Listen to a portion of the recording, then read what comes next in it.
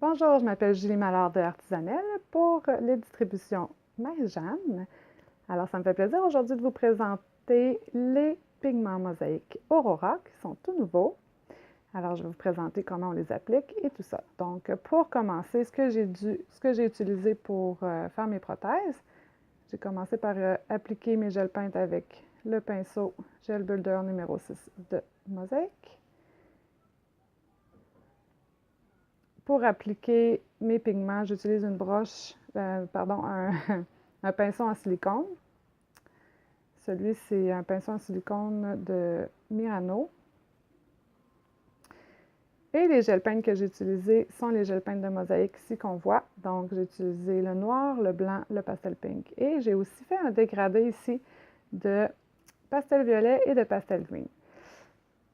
Donc, moi, la démonstration que je vais faire aujourd'hui, je vais la faire sur la prothèse pastel pink que j'ai préparée ici. Donc, ce que j'ai fait, j'ai commencé par appliquer le pastel pink en une couche sur ma prothèse. J'ai cuit et ensuite, j'ai ajouté ma finition Crystal Water de Mosaïque, qui est une finition qui ne s'essuie pas.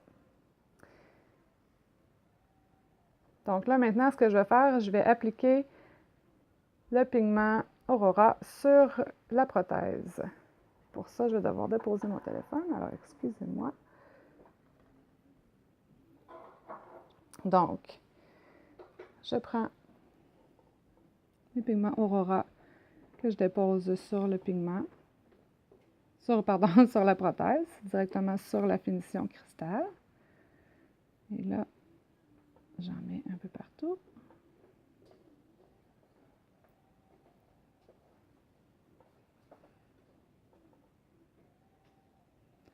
Ensuite, on frotte.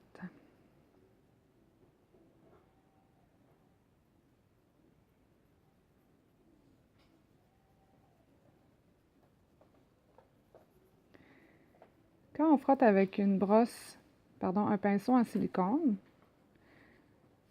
on peut vraiment aller chercher un effet miroir qui est encore plus transparent. On a aussi la possibilité de le frotter, d'y aller avec nos doigts, de frotter comme ça, puis d'ensuite de frotter. Moi, ce que je trouve, par contre, avec cette méthode-là, c'est que le grain a tendance à moins se fondre dans notre couleur de fond. Donc, mais parfois, ça peut être l'effet qu'on recherche aussi. Donc, ça, c'est pas un problème. Vous pourrez faire vos propres tests. Donc, ensuite, quand on a terminé de frotter le pigment partout sur la prothèse ou sur les endroits où on désirait obtenir un effet lumineux, on peut dépoussiérer ici avec un petit pinceau. Et voilà. Et ensuite, on ajoute à nouveau la base, le top cristal, qui est une formule, comme je le rappelle, qui ne s'essuie pas, qui est flexible également.